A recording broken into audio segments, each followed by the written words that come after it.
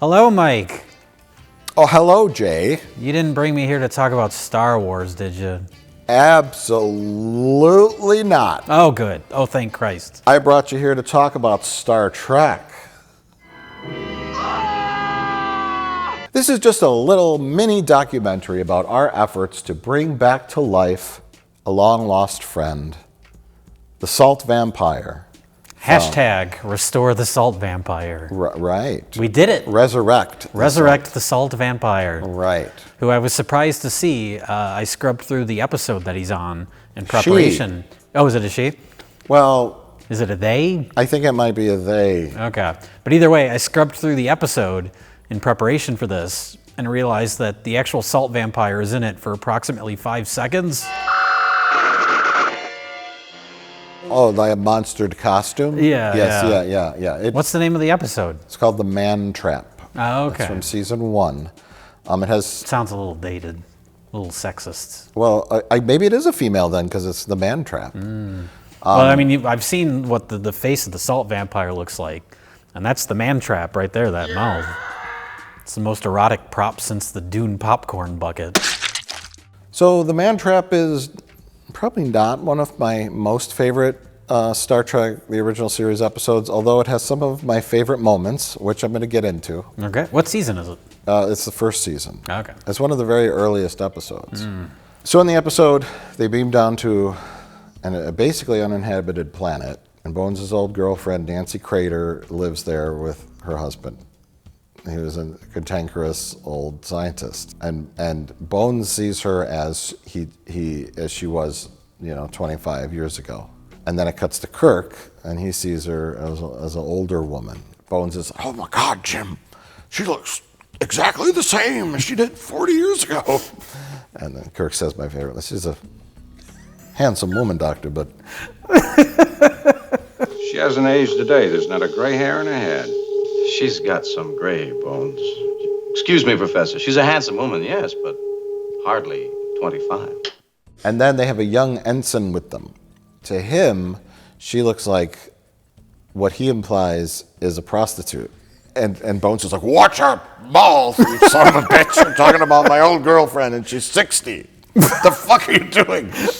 And so he leaves, and then she follows him, and she's like, come on, sailor, let's go out in the middle of nowhere. And then he dies, and he has these suction marks on his face. And then they can't figure out why they died, and they realize he died because she sucked out all the sodium chloride from his body. Oh, and so, it's an episode about love, lost love, wanting, yearning for something. And a woman sucking men to death. Does Spock ever see the Salt Vampire? Does it appear to him in some form? No. Oh, okay. Spock is immune to it. Oh, okay. And I think that might have been the point of that scene, because when one of the crewmen dies, they call up and they go like, we have one casualty. A crewman has died. And he's like, okay, let me know. And then Uhura gets mad at him. That means that somebody is dead and you just sit there. Lieutenant, my demonstration of concern will not change what has happened. So Uhura's talking to Spock about loss. The guy on the planet, that was his wife. I think she died, and then the Salt Vampire took her form so that he could ask people to bring them salt tablets, and it could stay alive. But he, of course, was missing his dead wife and was just fine seeing the Salt Vampire as her. So, it's an episode about wanting and loss and dealing with loss, because the hilarious final confrontation is the Salt Vampire going after Kirk. And then Spock bursts in. It's killing the captain. Shoot it, Doctor, quickly. No! And he's like, what are you doing, Doctor? It's the Salt Vampire. Fucking kill it. Yeah. And Bones, he's so indecisive because it's his old lover. And then Spock goes, look! And he does the double fist thing, and he starts punching her in the face like this. He's like, do you think if it was Carol, she could take this? It's so awesome. Not Nancy! You were Nancy! And then Bones is just like, yeah, kill the Salt Vampire. You know what the crazy part is that lady played the Salt Vampire. that actress, like put the costume on. Oh, okay. There's a picture of her on the internet without the mask on. Oh. So Put some poor actress, like, we got her here for the day. Yeah. Put her in the fucking costume. there was no like fighting. She goes, you know, when Spock does the double hammer on her face over and over again. Do you think she could take this? It's hot, sweaty, furry costume, and put this like. It's like a monkey body. There's no breathing holes in the mask. Hold your breath. Hold your breath. Roll camera. Go.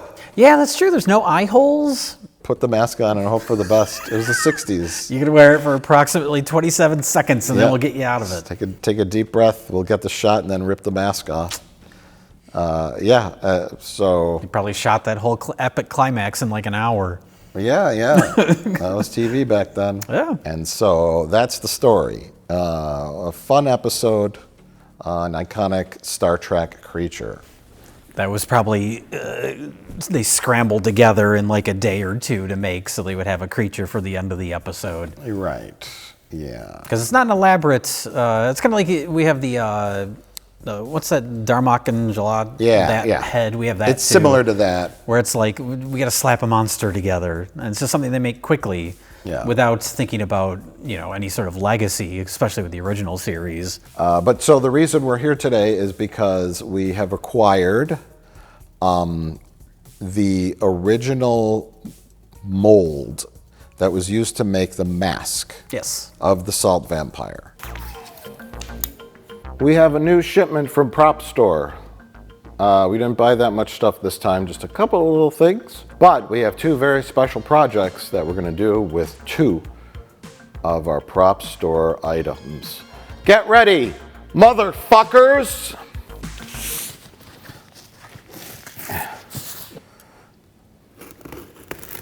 I wish we had a fucking box cutter. Okay, so this lot, two things came together. This is a mold that was used to create the mask of the salt vampire. Hi, Rich. Come on in. Well, this is smaller than I expected.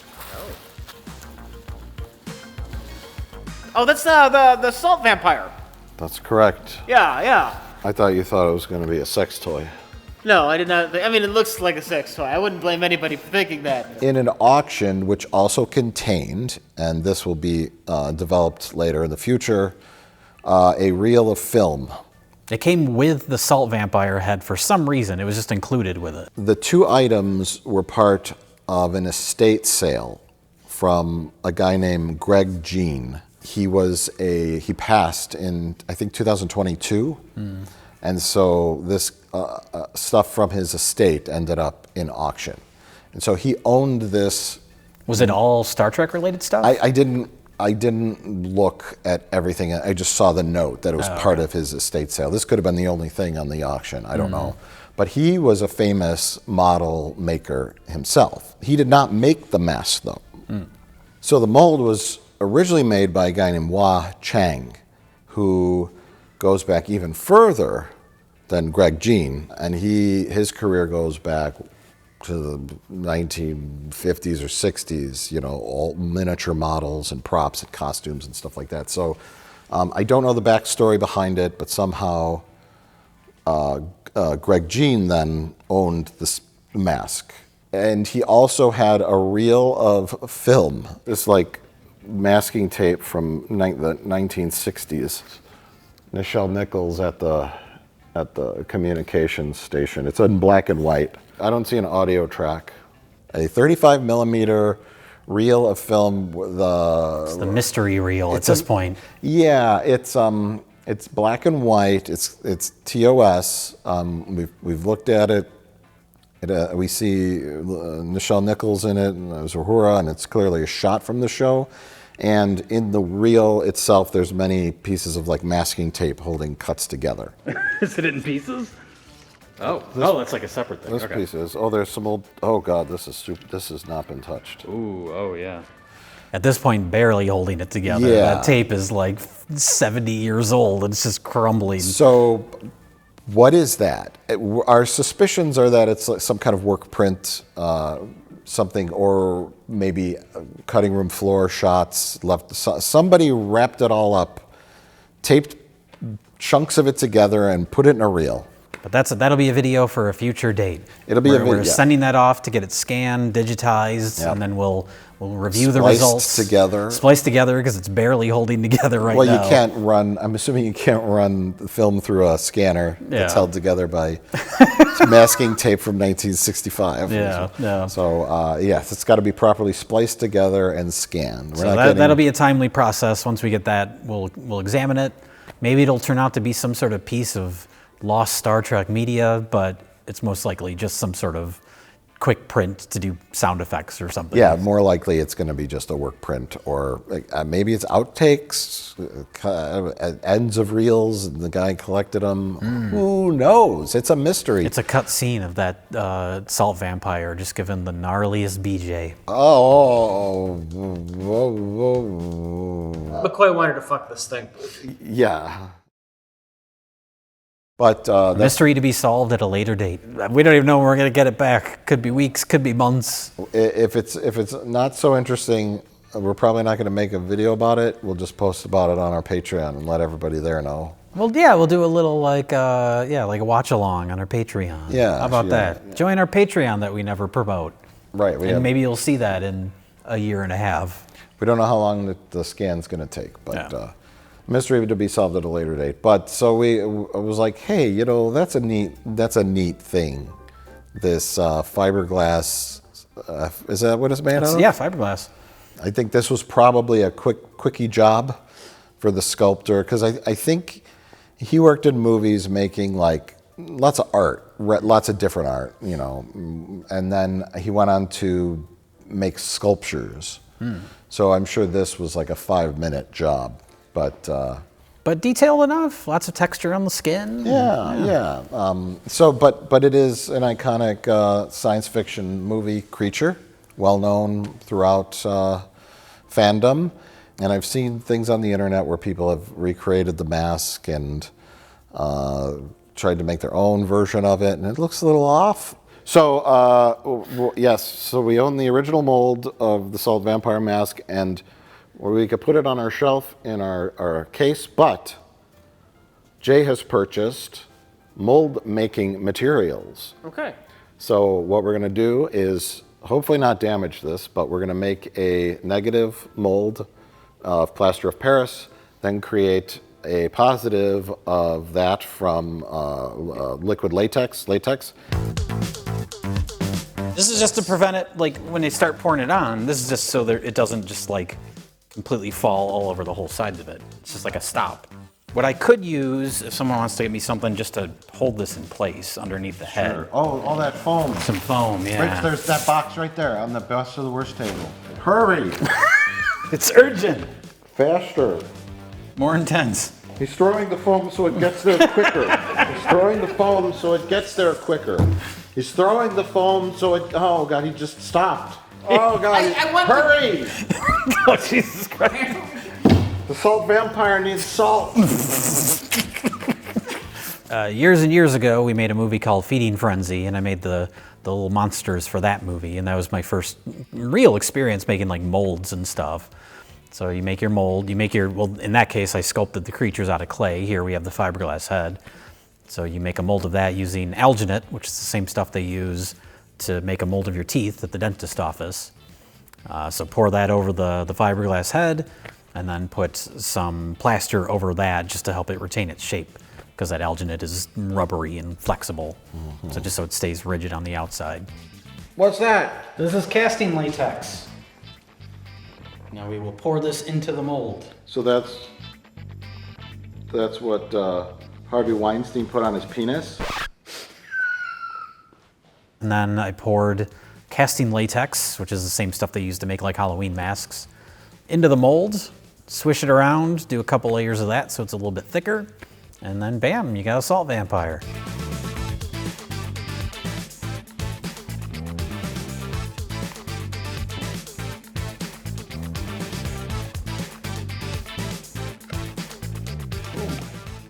Hey, look at that. Look at that. It happened. It looks pretty good. And then we handed it over to master painter Rich Evans. You're right. Rich was given a task. As someone who has never, ever painted with an airbrush before, we said, Rich, you're in charge of this. No, we used airbrush. That was the best method to... That's generally how like masks are painted. Use a specific type of paint that has latex mixed into it, so it'll adhere to the latex mask and not just like dry and crack. And then interesting, the mask doesn't have a back of the head. It's just mainly made for the face because it's covered up with hair. Yeah. But really, like, we don't have the hands. I want to try to get those. I think they exist. Are they out there somewhere, like the mold of the hands? The actual hands might be out there. Oh. And as of right now, I don't know the fate of the actual salt vampire mask. I don't know if it exists anymore or if it's in someone's private collection or what. Yeah. If we could somehow acquire it someday, that'll be great. Then we could throw this one in the garbage. That'll make the last 2 weeks of our life just a complete waste. Hey, you know, what else? Chuck it are we up gonna with the do? rest of our lives, I guess. Right. And then the last step? Well, then we're gonna put it on like a ski mask just to have something for it to attach to, and then add the hair, wrap the hair up a little bit, add a little fur underneath its chin there. And most then, importantly... and then the teeth. Yeah, you gotta the put the teeth in that vagina mouth. Right. Right. You don't have a proper vagina mouth without teeth. I always found it odd that the salt vampire has a very suctiony mouth, but it gets all of its salt from its suction cups on its fingers. Do you think, because it was an older time, do you think the implication of what that mouth is capable of is meant to be there, but they just couldn't comment on it because of the era that it was made? You know, maybe it was a little bit of both. Maybe like the salt vampire, like put its suction cups on your neck, and then mouth to mouth you, and then like the censors of the time were like, that's a little sexual and weird. How about just the suction cups? Yeah. But we made this mask, and it's got a big suction cup mouth. Maybe that was for, other things. It wasn't someone's private collection for a very long time. So, the most important question on everyone's mind is the fiberglass mold of the salt vampire head okay? Mostly. What happened? Oh, it cracked a little bit in the back. Silicones that you pour and... I think it cracked a little bit. I'm freaking out. That was very scary. But nothing's wrong with the face. But the face is completely fine. That's the other thing, too, that was interesting is that, yeah, it is. You can see the line around it. Yeah. The back of the head is not meant to be, there's no detail on it or anything. So it is just that face that was meant to be what the mold was made from. Cool. So, yeah, no, the fiberglass head is mostly intact. A little bit of plaster on it we got to wash off. But We did not damage this priceless artifact that belonged to the famous model maker, Greg Jein. Rest in peace. we haven't damaged it yet, but give us time. No. It's going in our new glass cabinet of props next to the head recreation to honor the salt vampire. It's in there to honor the moment where Spock just beats the shit out of a woman. Yeah, that's it. The best moment in all Star Trek history. He was pretty sure she was the salt vampire. Okay, well, that's as long as he's pretty sure.